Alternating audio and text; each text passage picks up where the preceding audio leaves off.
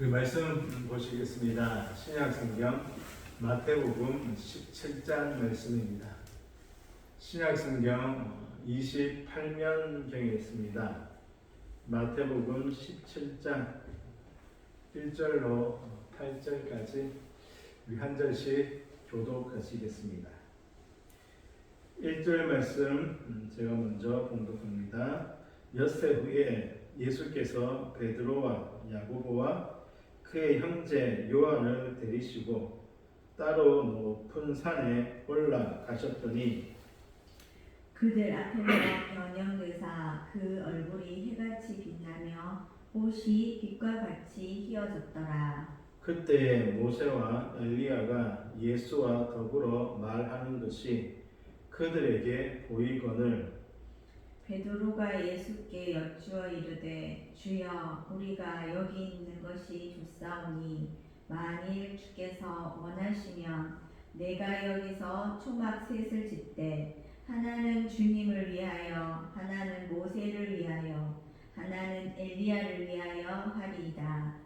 말할 때 호련히 빛난 구름이 그들을 덮으며 구름 속에서 소리가 나서 이르시되 이는 내 사랑하는 아들이요 내 기뻐하는 자니 너희는 그의 말을 들으라 하시는지라. 제자들이 듣고 엎드려 심히 두려워하니 예수께서 나와 그들에게 손을 대시며 이르시되 일어나라 두려워하지 말라 하시니 제자들이 눈을 들고 보매 오직 예수 외에는 아무도 보이지 아니하더라. 아멘. 마태복음 17장입니다. 말씀의 제목은 그의 말을 들으라입니다. 그의 말을 들으라. 먼저 마태복음 17장의 내용을 보면 방금 읽은 변화산 사건으로 시작합니다. 변화산은 예수님이 베드로와 요한, 야고보를 데리고 올라가신 높은 산의 이름이 아닙니다. 예수님께서 변화되셨다라고 해서 변화산이라고 합니다. 변화산으로 추정되는 산은 갈릴리 호수에 약 20km 떨어진 해발 588m의 다볼산으로 추정되었습니다. 변화산에 오신 예수님은 제자들 앞에서 변화되셔서 얼굴이 해같이 빛나며 옷이 빛과 같이 휘어졌고 모세와 엘리야와 더불어 대화를 하셨습니다. 이것을 본 베드로는 자신이 무슨 말을 하는지도 모른 채 주님께서 원하시면 주님과 모세와 엘리야를 위해 초막 셋을 짓겠다라고 하였죠. 그때 구름이 덮이고 구름 속에서 소리가 들렸습니다. 5절 이는 내 사랑하는 아들이요 내 기뻐하는 자니 너희는 그의 말을 들으라. 이때 제자들의 반응은 심히 두려워 엎드렸습니다. 그리고 다시 제자들이 눈을 들어 보았을 때 예수 외에는 보이지 않았다라고 변화산 사건의 말씀이 끝이 나게 되어집니다. 9절부터 13절까지는 예수님과 제자들이 산에서 내려오면서 나누었던 대화인데요. 제자들이 엘리야에 관해서 물었습니다. 예수님은 산에서 내려오시면서 제자들에게 오늘 본 것을 아무에게도 말하지 말라라고 하셨고 제자들이 한 가지 질문합니다. 10절 제자들이 물어 이르되 그러면 어찌하여 서기관들이 엘리야가 먼저 와야 하리라 하나이까?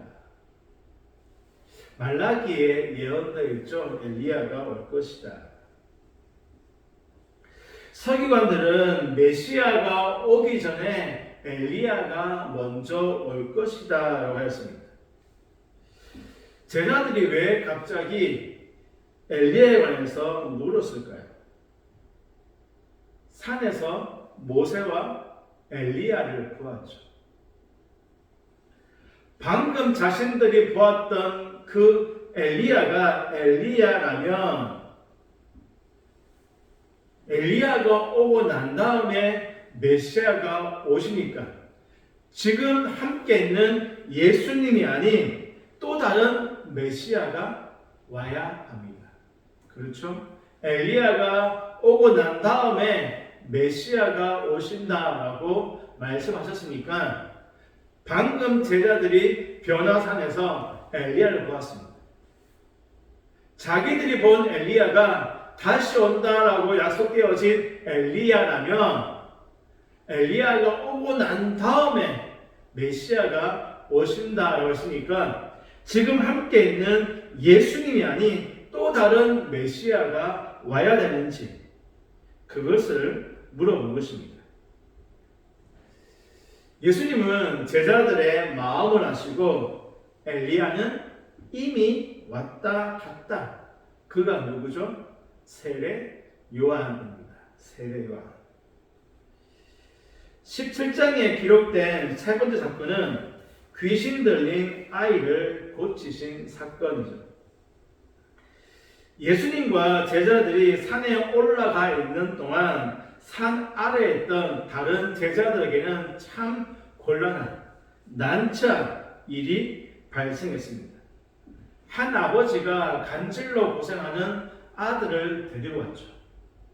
그런데 산 아래에 있던 제자들이 그 아이를 고치지 못했습니다.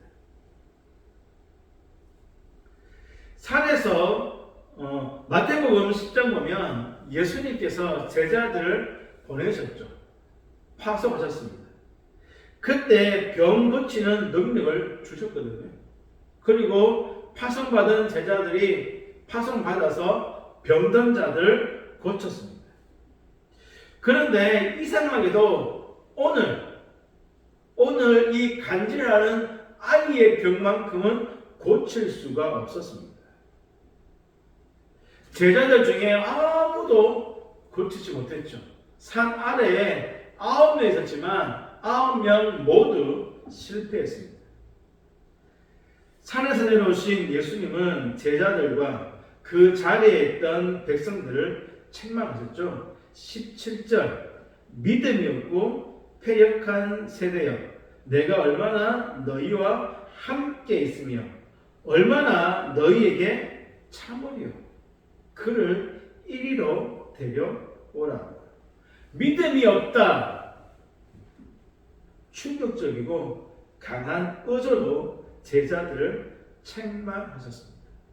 믿음이 없다. 산 위에서 3명의 제자들은 신비로운 황홀한 체험을 하는 동안 산 아래에 있던 9명의 다른 제자들은 실패와 무능을 경험하고 있었습니다. 성도 여러분, 이것이 보여주는 것이 어떤 의미가 있을까요? 산 위에 예수님과 함께 했던 제자들은 참 놀라운 광경을 경험하였습니다. 하지만 산 아래 제자들만 있던 그곳에서는요 실패를 경험하였죠. 무능을 경험하였습니다.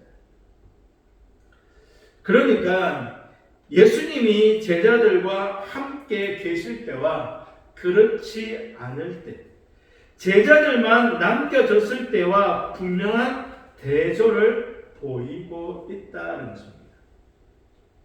예수님과 함께 있을 때와 제자들만 있을 때 정말 극과 극의 모습을 보여주고 있다. 이러한 모습은 예수님께서 잡히시고 십자가에서 죽으시는 과정에서도 똑같은 모습이었죠. 제자들은요 도망갔습니다. 베드로는 3번이나 부인했죠. 그리고 부활하신 주님을 분명히 만났음에도 베드로와 몇몇 제자들은 다시 갈릴리로 돌아가 버렸습니다. 하지만 사도행전 2장 그들에게 성령이 임하였을 때 그들은 흔들리지 않고 순교자리도 마다하지 않고 끝까지 자기 십자가를 지고 주님 가신 길을 걸어갔습니다. 성도 여러분, 이것이 우리에게 주는 메시지, 말씀은 분명합니다. 우리들이 주님을 떠나서는 아무것도 할 수 없다. 우리들이 성령에 사로잡혀 있으면 아무것도 아니다. 우리들이 주님을 떠나면 아무것도 아니다. 아무것도 할 수 없다. 내가 너 안에, 너가 내 안이었을 때 많은 열매를 맺는다고 하셨죠. 바꿔 말하면 우리가 주님을 떠나면 밖에 버려져 불에 태워질 뿐입니다. 아무것도 할 수 없는 것이죠. 이어서 20절에서 예수님은 제자들에게 아이를 고치지 못한 것은 믿음이 적었기 때문이다. 겨자씨만한 가장 작은 씨인 겨자씨만큼의 믿음도 없었다라고 책망하셨습니다. 이어서 예수님은 22절, 23절에서 두 번째로 죽음과 부활에 관해서 말씀하셨습니다. 그리고 마지막으로 성전세에 관해서 말씀하며 17장을 마치고 있습니다. 이것이 17장의 내용인데요. 오늘은 1절부터 보았죠. 17장 1절 한번 보시겠습니다. 17장 1절 엿새 후에 라고 시작합니다. 엿새 후에 예수께서 베드로와 야고보와 그의 형제 요한을 데리시고 따로 높은 산에 올라가셨다. 엿새 후에 이것은 16장과 연결되어 있다는 것입니다. 16장 이후 엿새 후에 변화산에 올라가셨다.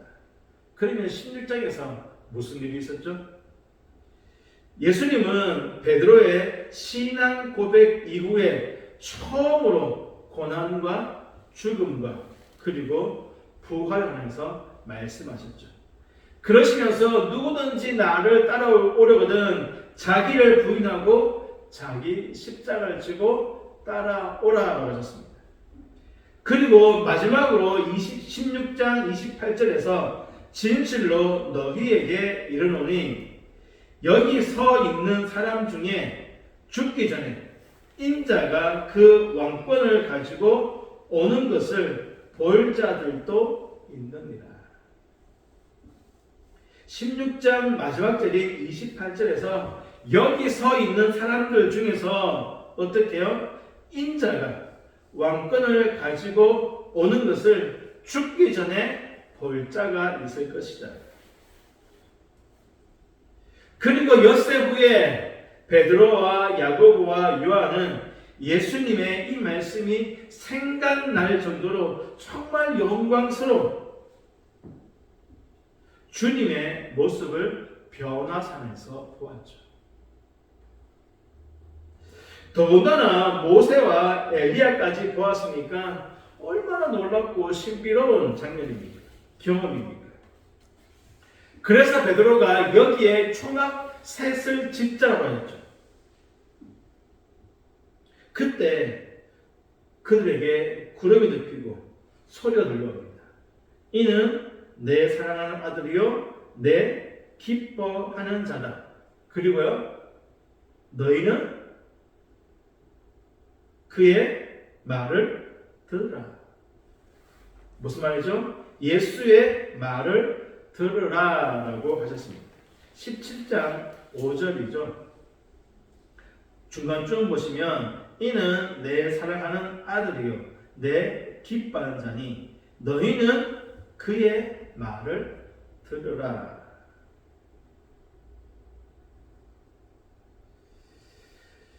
성도 여러분, 이 말이 어떤 의미가 있을까요? 베드로가 예수님 여기 초막 셋을 집자라고 했을 때 하늘에서 음성이 들려옵니다. 내 사랑하는 아들이야. 너희는 그의 말을 듣으라. 눈에 보이는 현상으로 흥분하고 열광하여 자신도 무슨 말을 하는지 알지 못하고 초막을 짓자고 하는 베드로에게, 그리고 다른 제자들에게 예수의 말을 들으라. 눈에 보이는 그 현상, 눈에 보이는 그 신비로운 광경, 눈에 보이는 그 놀라운 그 장면만 보고 흥분하는, 초막을 짓자고 하는 베드로, 그리고 다른 제자들에게 눈에 보이는 것만 보지 말고, 눈에 보이는 것으로 흥분하지 말고 예수의 말을 들으라. 보지만 말고 들으라는 것입니다. 아신 것처럼 우리 16장에서 바리새인과 서기관들이 예수님께 표적을 구했죠. 메시아인 증거를 보이라는 것입니다. 이미 예수님은 수없이 많은 이적, 기적, 표적 다 보여주었습니다. 예수님이심을 분명하게 나타내었습니다. 그런데 그들은요, 보고도 믿지 못하죠. 그래서 또 다른 표적을 요구합니다. 만약 예수님께서 그들의 요구대로 또 다른 표적, 더 놀랍고 더 신비하고 더 큰 기적을 보여주었다면 과연 그들이 예수를 믿었을까요? 그들은 또 다른 표적을 요구했을 것입니다. 성도 여러분, 이것은 우리의 착각이기도 합니다. 우리는 보여 달라고 하죠. 만지게 달라고 합니다. 그러면 믿겠다. 이것만 해결해 주면 내가 예수님 더 잘 믿겠습니다. 정말 그럴까요? 우리 중에 하나님의 은혜, 기적, 능력을 체험해보지 못한 분들은 아마 아무도 없을 것입니다.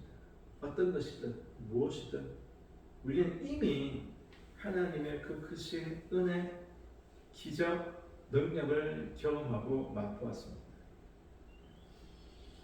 그런데 우리는 또다시 다른 기적, 이적을 요구합니다. 성도 여러분, 우리에게 필요한 것은 보는 것이 아닙니다. 보이는 것이 아닙니다. 듣는 것입니다. 예수님의 말씀을 듣는 것. 이런 의미에서 하늘에서 들려온 음성을 이렇게 이해할 수 있을 것입니다. 내 사랑하는 아들이다. 내 기뻐하는 아들이다. 내 사랑하는 아들이다. 내 기뻐하는 아들이다. 그의 말 좀 듣어라. 이렇게도 이해할 수 있지 않을까요? 예수, 내 기뻐하는 아들이야. 내 사랑하는 아들이야. 제발 그의 말 좀 들어.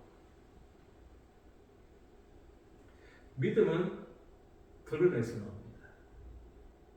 보는 것으로 생기는 것이 아니죠. 성도 여러분, 보는 것이 아니라 들어야 합니다. 그리고 순종해야 합니다. 두 번째로, 산 아래에 있던 제자들이 병든 소년을 고치지 못한 이유가 무엇입니까? 믿음이 작아서. 그렇다면 그 믿음은 어디서 나올까요? 겨자씨만한 믿음만 있어도 병을 고쳐서 것이라고 말씀하시는데요. 그러면 그 믿음이 도대체 어디서 나올까? 보는 것? 또는 이전에 행했던 경험? 여기서 나오지 않습니다. 믿음은요, 자기를 부인하고 십자가를 질 때입니다. 그리고 이것이 성도의 능력입니다. 예수님께서 표적을 구할 때 하신 말씀이 요나의 표적밖에 없다고 하셨죠. 그것은 십자가와 부활, 십자가의 죽음과 부활입니다. 성도 여러분, 우리의 능력은 나의 십자가를 지고 주님과 함께 죽는 것입니다. 거기에서 주님의 능력이 나오는 것이죠.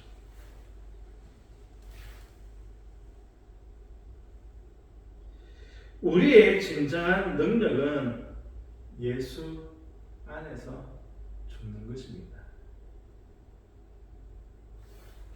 자기를 부인하고 자기 십자가를 지는 것입니다. 참 어렵고 힘들죠. 나를 부인하고 나의 십자가를 진다는 것이 결코 쉽지 않습니다. 괴롭고 무겁습니다. 이러한 우리에게 오늘도 말씀하십니다. 그의 말을 들으라.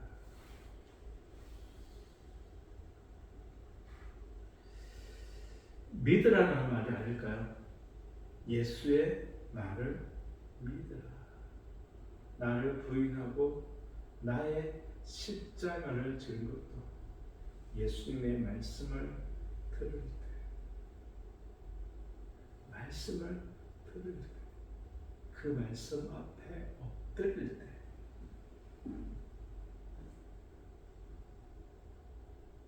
나를 부인하고 나의 십자가를 질 수 있습니다. 성도 여러분, 표적이나 이적이 아니라 잠잠히 가만히 말씀을 들을 때인 줄 압니다.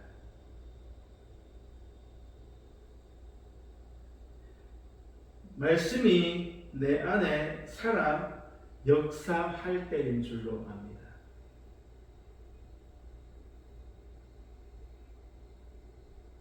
그러기 위해서는 들어야 합니다. 그리고 믿어야 합니다. 변호사에서 제자들에게 하신 것처럼 내 사랑하는 아들이다, 내 기뻐하는 자다, 그의 말을 들으라. 이 말씀이 오늘 저와 여러분이 주시는 하나님의 귀한 음성이고 말씀인 줄 압니다. 우리에게 필요한 것은 기적이나 어떤 능력이 아닙니다. 말씀을 듣는 것입니다.